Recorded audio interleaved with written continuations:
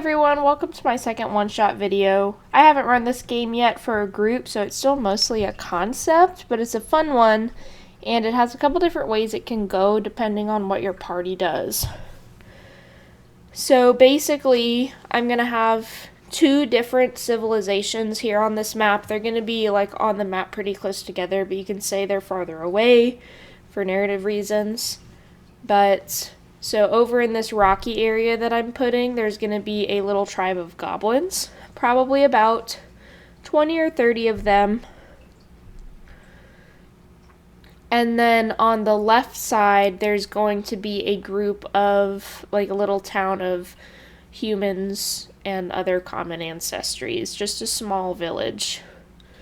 So what happens is they're at conflict because a rogue goblin went and killed one of their sheep. So the farmers are now very afraid of the goblins that they're going to come and kill more livestock. However, the goblins have banished that troublemaker because they want to be friends with the humans in the town. So we have this little frustration here because the goblins are trying their best to be upstanding citizens, friends, good neighbors, but the townspeople are very afraid of the goblins. The mayor of the town is intrigued by the goblins and thinks they're fun. Maybe he...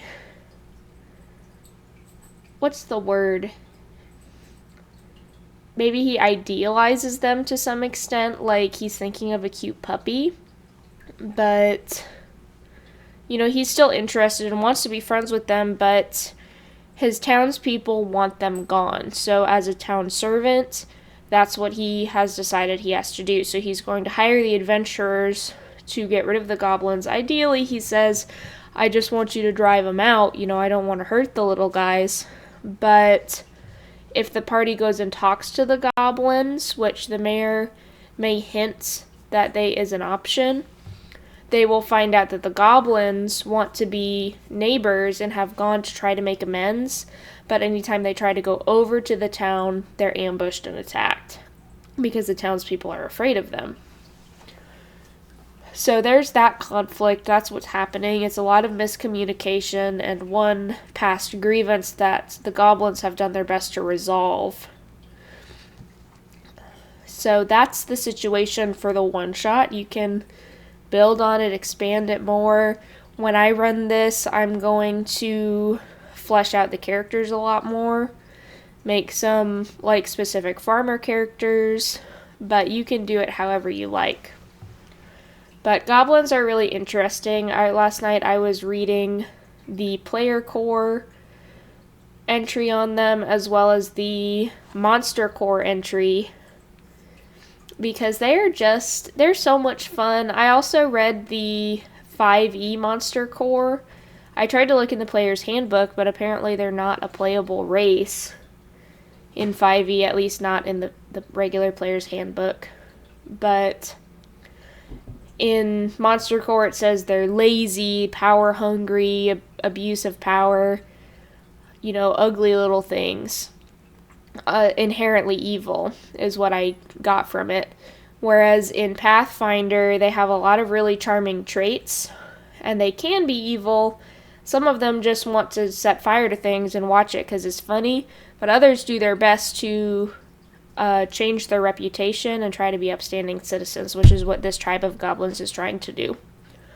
So they have a lot of really fun traits and different heritages that you can pick from their ancestry, which is what type of goblin you are. So there's a snow goblin where you can be cold resistant, or there's the charhide goblin where you can be fire resistant because you play with fire a lot, and so your skin is a lot thicker and resistant to burning. It makes it easier to recover from persistent fire damage, and it gives you the resistance to fire. With the cold goblin, it makes cold weather one step less extreme, so severe becomes extreme, extreme becomes hard. I don't know the severities of weather, honestly. I never really do that in my games. But if you do, and your players want something like that, that is an option. But they're a lot of fun. One of my favorite feats that they have is actually an ability that one of the Goblin variant monsters has, where they just sing really loud and annoying to annoy the enemy into being worse. So it makes them worse at like will saves, for example, and perception checks, I think is what it does. You can be very sneaky, which is a feat, and then the next feat is very, very sneaky that you can take after that. It's just, there's a lot of fun ones, and I didn't read through the player guide for the legacy stuff, but I know there's even more stuff that they cut that they didn't put into the remaster. But that's also just a lot of fun to look at. It gives them a lot of character. But here I am on the map. I'm making little paddocks for the livestock. So in the left one, there's going to be a bunch of sheep. And in the right one, there's going to be horses. Now you can use those horses for roleplay because goblins notoriously hate horses and dogs. They fear them, whatever, which is ironic because they have a classic pet that I am going to put in the goblin camp called a goblin dog. They're not actually dogs, and the goblins don't like the name. They just haven't bothered to come up with something better. So the goblin dogs are actually large rodents that are always like mange covered. They're supposed to be real ugly, but the goblins love them, so I love them. But they're a lot of fun, and my last game, right when it was starting, they actually encountered some goblin dogs and managed to tame them, which I thought was really fun. But the goblin dogs notoriously eat anything, and goblins, I found it really funny and a little sad. Goblins will play a game, Will It Eat, where they feed whatever they can find to the goblin dogs and see if they'll eat it. And then it's sadly often followed by the game, Will It Die? Which is where you see if the goblin dog will die after eating it. So that's something that, maybe your upstanding goblins don't want to do. But it's just funny. It gives them a lot of character to see what kind of mischief they get into. Obviously, I'm not advocating for feeding your pets nasty stuff that could kill them.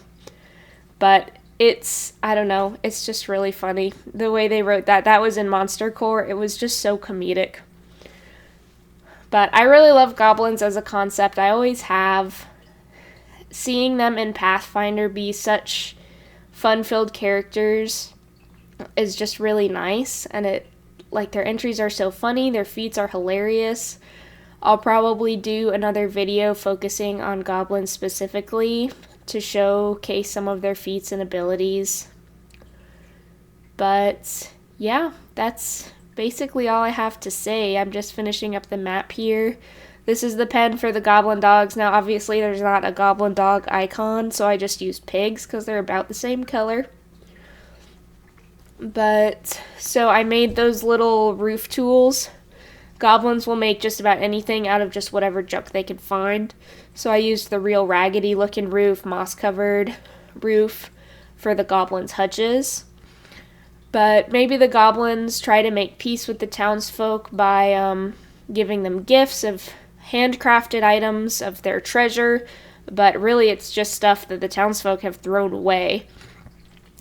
But it's a lot of fun. So thank you so much for listening. I hope you all have a great day. There's the whole map. Thanks for tuning in.